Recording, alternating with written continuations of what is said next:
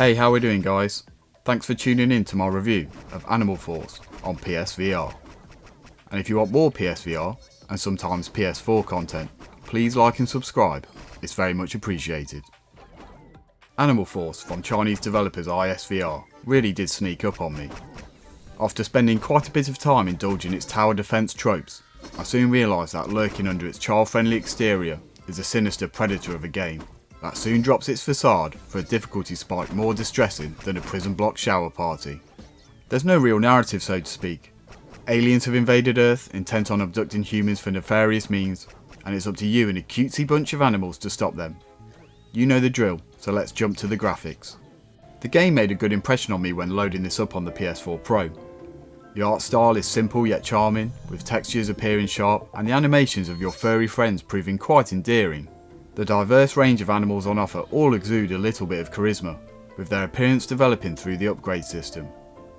The main campaign levels all take place in space, so they do end up feeling a little repetitive, but some of the mini-game environments are quite captivating, and I often found myself peering in to study more of the details.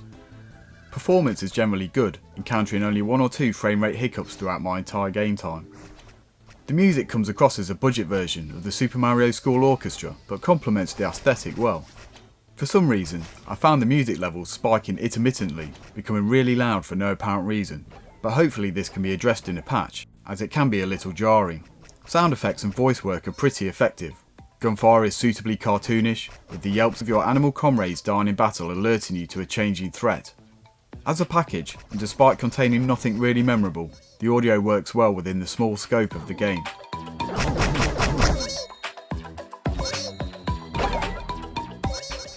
All of the action is performed with one move controller, which is modelled as a rocket ship. During gameplay, you utilise the trigger to pick up, drop and hold your animal soldiers, deploying them in various regiments to tackle the alien threat as they attack or defend automatically. In between levels, you will guide your ship around the world from stage to stage with a boss appearing at the end of a particular section. The rocket also doubles up as a shop, where you can upgrade the abilities of your animals, as well as increasing the amount that you can hold at any one time. In order to upgrade, you'll have to collect stars, the game's currency, which is doled out by destroying enemies with a maximum capacity squad or through some drops presented in levels. As this is a tower defense game, you will unlock more animals with different abilities the further you progress. And talking of progression, after defeating the first boss, the difficulty spiked so harshly I initially thought there was something I'd missed.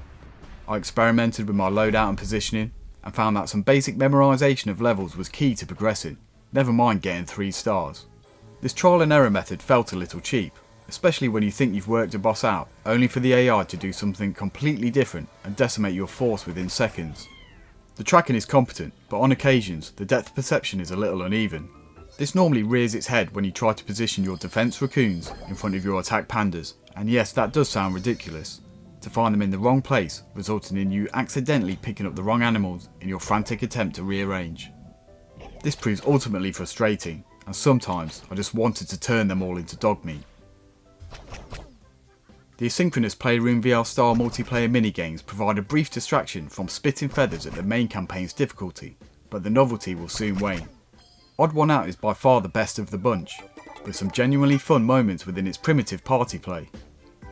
Only currently available on the EU store and exclusive to PSVR for the time being, this is a budget title that's gameplay somehow charms and frustrates at the same time.